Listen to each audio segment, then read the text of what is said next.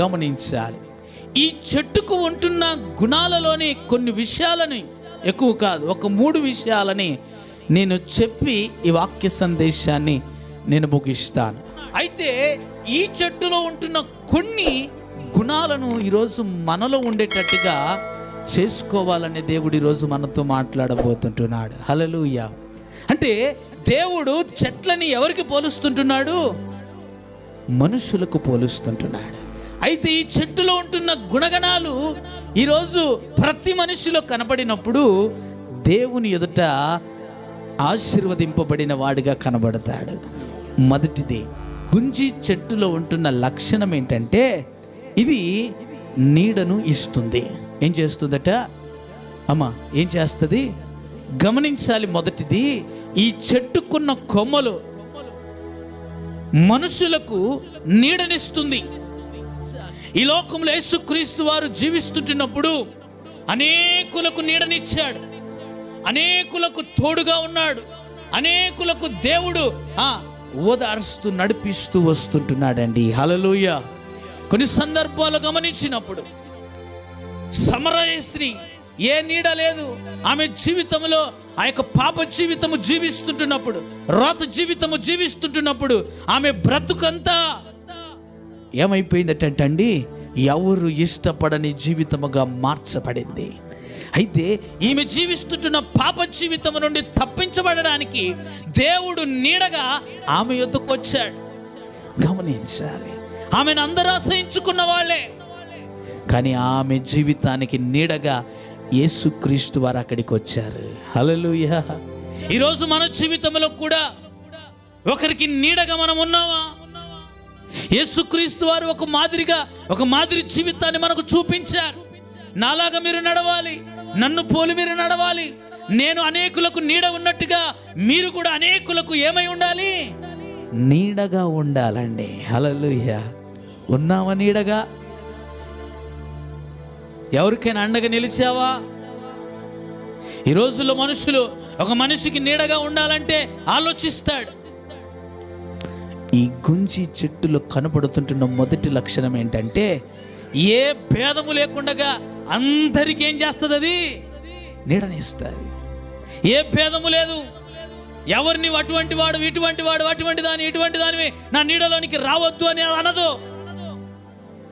ఎవరు వచ్చి నిలబడినా వారికి ఏం చేస్తుంది? అది నీడనిస్తుంది.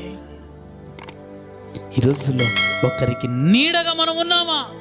ఆ గొంజి చెట్టులాగా.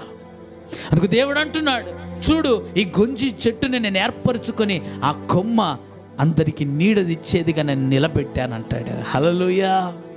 ఆ నీడనిచ్చే చెట్టు వలె, ఆ నీడనిస్తుంటున్న చెట్టు వలె ఈరోజు నీవు నేను కూడా ఉండాలని దేవుడు తెలియపరుస్తుంటున్నాడు. ఒకరికి నీడగా, అండగా, తోడుగా ఉన్నావా? కదండి. అందుకే ఇక్కడ అంటున్న మాట ఏంటంటే ఈ గొంజి చెట్టులాగా నువ్వు అనేకులకు నీడగా ఉన్నావా, లేకపోతే పీడగా ఉన్నావా? ఈ గొంజి చెట్టు మనకు నేర్పుతుందండి. నువ్వు అనేకులకు నీడనిచ్చే చెట్టు వలె, అనేకులకు నీడనిచ్చే కొమ్మలాగా నువ్వు ఉండాలని దేవుడు కోరుతుంటున్నాడండి. హల్లెలూయా. కదండి. ఇక్కడ గమనించవలసిన మాట, ఈరోజు నువ్వు నీడగా అనేకులకు ఉన్నావా? దేవుడు మనల్ని ఏర్పరిచింది ఎందుకో తెలుసా? మనల్ని నిలబెట్టింది ఎందుకో తెలుసా? అనేకులకు నీవు నీడగా ఉండాలని కదండి. అయితే ఈ గుంజి చెట్టులో ఉంటున్న మొదటి లక్షణం ఏంటంటే నీడనిస్తుంది. మరి నీవు ఇస్తావా నీడని అందరికీ? గమనించాలి. అందుకే దేవుడు అంటున్నాడు, గొంజి చెట్టులో ఉంటున్న ఆ నీడనిచ్చే లక్షణము నీలో ఉండాలని తెలియపరుస్తుంటున్నాడు. హల్లెలూయా. రెండో విషయాన్ని మనం చూసినప్పుడు అందరితో అంటే కలిసి ఉంటుంది. ఒక సందర్భంలో ఇదే మాటలు ఇంకొక గ్రంథాల్లో కనబడతాయి. ఆ మాటను మనం చదువుదాం. నెహెమ్యా గ్రంథము 8వ అధ్యాయము 15వ వచనాన్ని మనం చదివినప్పుడు చూడండి ఒకసారి. ఆ మాటను మనం చదువుదాం. గమనించాలి. ఒలీవ చెట్ల కొమ్మలను, అడవి ఒలీవ చెట్ల కొమ్మలను, గొంజి చెట్ల కొమ్మలను, ఈత చెట్ల కొమ్మలను తెచ్చి రాయబడినట్లుగా పరశాలను కట్టవలెను. హల్లెలూయా. ఇక్కడ ఎన్ని రకాల కొమ్మలు ఉన్నాయండి కదండి? 5 రకాల, ఇంకా వేరే వేరే వాటిని కూడా ఇచ్చాడు. వాటితో పాటు ఈ చెట్ల కొమ్మలు కూడా ఉన్నాయండి. ఎన్ని రకాల చెట్లు ఉన్నాయి అక్కడ? ఎన్ని రకాల కొమ్మలు ఉన్నాయి? 5 రకాల కొమ్మలు కలిగిన పర్ణశాల పందిరి వేయబడింది. 5 రకాల కలిగిన ఆ యొక్క చోట్లో కూడా ఈ 5 కొమ్మలు కలిసి మెలిసి ఉన్నాయి. కలిసి పోవడము దీనిలో ఉంటున్న లక్షణం. ఇంకా మనం గమనించవలసిన ఆధ్యాత్మికంగా మనం గమనించవలసిన మాట ఏంటంటే, ఈ లోకములో అనేక రీతులుగా మనుషులు ఉన్నారు. అనేక రీతిలుగా రకరకాల గుణగణాలు కలిగిన మనుషులు ఉన్నారు. ఆ యొక్క స్వభావం కలిగిన వారు ఉన్నారు కదండి. హల్లెలూయా. అనేక ఆలోచన కలిగిన వారు, అనేక జ్ఞానములు కలిగిన వారు ఉన్నారు కదండి. ఇక్కడ మనం గమనించినట్టయితే ఈ చెట్ల కొమ్మలలాగా కలిసి మెలిసి ఉంటున్నారా కదండి. ఇంకొక మాట చెప్పబడింది బైబిల్ గ్రంథంలో. ఏమనంటే, సహోదరులు ఐక్యత కలిగి ఉండుట ఎంత మేలు. హల్లెలూయా కదండి. గమనించాలి. అన్యోన్య సహవాసము గల వారై ఉండాలని దేవుని వాక్యం సెలవిస్తుంటున్నది. ఈ గొంజి చెట్టులో ఉంటున్న లక్షణము, కలిసిపోయే లక్షణము ఈరోజు మనలో ఉండాలని దేవుడు తెలియజేస్తుంటున్నాడు. ఒక సంఘం ఎదగాలన్నా, సంఘం అభివృద్ధి చెందాలన్నా, సంఘము ఒక ఉన్నతమైన స్థితిలోనికి రావాలన్నా కలిసిమెలిసిపోవడము చాలా ప్రాముఖ్యమైనది కదండి.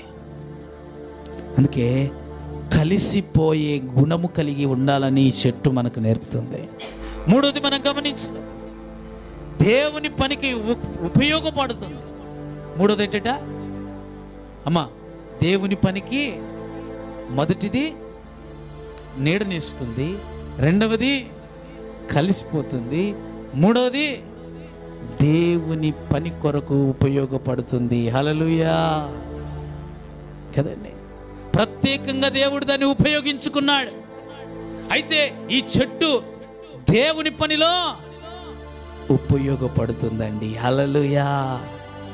ఎంత భాగ్యం చూడండి ఆ చెట్టు కొమ్మకి, ఎంత ధన్యత చూడండి ఆ చెట్టు కొమ్మని మనం గమనించినప్పుడు. హల్లెలూయా. ఆ చెట్టు వలె మనము కూడా దేవుని సన్నిధిలో ఉపయోగించబడాలి, దేవుని కొరకు ఉపయోగించబడాలి. ఆ చెట్టు ఏ రీతిగా అయితే ఉపయోగించబడుతుందో ఈరోజు నీవు నేను కూడా దేవుని కొరకు ఉపయోగించబడాలి. దేవాతి దేవుడు ఈ మానవులకు అందరికీ ఉపయోగపడ్డాడు. ఏ రీతిగా? పాపము నుండి విడుదల పొందుటకు మనిషి క్రీస్తు రక్తము మనకు ఉపయోగంగా మార్చబడింది. క్రీస్తు యేసు ఏ రీతి అయితే అనేకులకు ఉపయోగపడ్డాడో ఈరోజు నీవు కూడా దేవునికి ఉపయోగపడే, అనేక మనుషులకు ఉపయోగపడే వ్యక్తిగా నువ్వు మార్చబడాలి. దేవుడు నిన్ను పిలుచుకున్నాడు, దేవుడు నిన్ను ఏర్పరచుకున్నాడు. ఆ కొమ్మని ఏర్పరచుకున్నట్టుగా, ఆ కొమ్మని ఏర్పరచుకున్నట్టుగా నిన్ను నన్ను పిలుచుకున్నాడు. కానీ ఒక్కరోజైనా అది ఉపయోగపడినట్టుగా నీవు దేవుని కొరకు ఉపయోగపడ్డావా?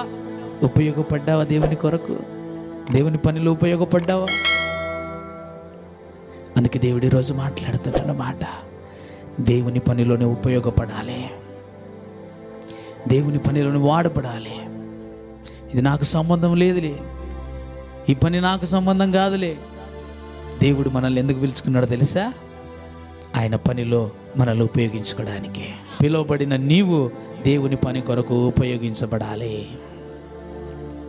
ఒక్కరోజైనా దేవుని మాటలు ఇతరులకు చెప్పావమ్మా? చెప్పావా? కథలు చెప్తారు, కథలు. దేవుని కొరకు ఒక ఉపయోగకరమైన మాటని చెప్పావు ఇతరులకి? కానీ దేవుని పనిలో ఈ గొంజి చెట్టు ఉపయోగపడినట్టుగా నీవు నేను ఉపయోగపడాలి. హల్లెలూయా. ఉపయోగపడడం అంటే, దేవుని పనిలో వాడబడడం ఏంటంటే, మొదటిది ప్రాముఖ్యమైనది ఏంటో తెలుసా? దేవుని కొరకు, దేవుని విషయాలు, దేవుని రక్షణ విషయాలు అనేకులకు తెలియపరచాలి. హల్లెలూయా.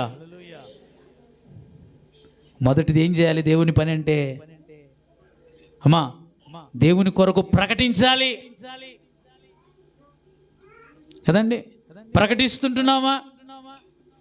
ప్రమాణం చేసావు, మర్చిపోయావా? ఏమని చేసావు ప్రమాణము? అయ్యా ఇంకా సచ్చినా బతికినా నీ కొరకే నేను ఉంటాను ప్రభు అని చేతులెత్తి ప్రమాణాలు చేసా. ఒక్క రోజున చేసిన కానుండి ఒక్క రోజున దేవుని కొరకు ఉపయోగపడ్డావా? ఉందా ఉపయోగపడినట్టు చరిత్ర? అందుకే దేవుడు ఈరోజు ఆ గొంజి చెట్టును పోల్చి చెప్తుంటున్నాడు, అది చూడు నేను ఏర్పరచుకున్నాను, అది నా కొరకు వాడబడుతుంది, అది నా కొరకు పని చేస్తుంది, అది నేను చెప్పినట్టుగా నా పనిలో ఉపయోగపడింది. కానీ నీవు చెప్పవలసిన వాటివి చెప్పకుండగా పనికి రానివన్నిటినీ సోది చెప్పుకుంటూ తిరుగుతావు.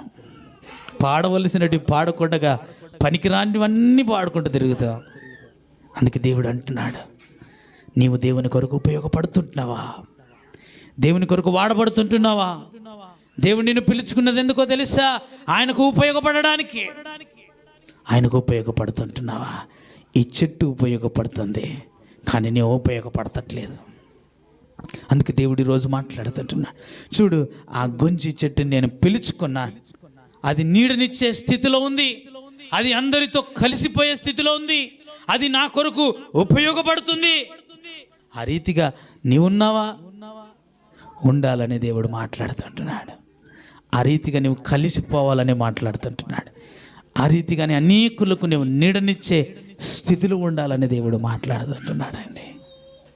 అందుకే దేవుడు ఈరోజు ఈ చెట్టు ద్వారా మనకు నేర్పుతుంటున్న పాఠం ఏంటంటే, దానిలాగా మనము కూడా ఏం చేయాలి? ఇక నుండి ఉపయోగపడితే మనకు ఆశీర్వాదకరం, ఉపయోగపడితే ఆ చెట్టుకు వచ్చిన ఘనత ఈరోజు నాకు నీకు వస్తుంది.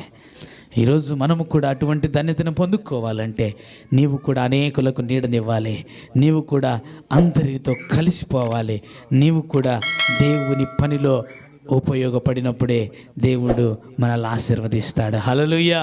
కాబట్టి గమనిద్దాం, గ్రహిద్దాం. ఇప్పటికైనా సరే ఇంతవరకు నీవు నీడగలేవేమో, ఇంతవరకు ఎవరితో కలవలేదేమో, ఇంతవరకు నువ్వు దేవుని పనిలో వాడబడలేదేమో, ఇక నుండి ఈ వాక్యము తర్వాత విన్న వెంటనే నిన్ను నీవు మార్చుకొని ఇక నుండి ప్రభువా నేను అనేకులకు నీడనిచ్చేవాడిగా ఉంటాను, నేను అందరిలో కలిసిపోయేవాడిగా ఉంటాను, నేను నీ పనిలో వాడబడే ఒక పాత్రగా నేను ఉంటానని నువ్వు తీర్మానం తీసుకుంటే ఖచ్చితంగా దేవుడు నీ మాటను ఆలకించి నిన్ను కూడా ఆ చెట్టు వలె వాడుకొని ఘనతనిస్తాడండి. హల్లెలూయా.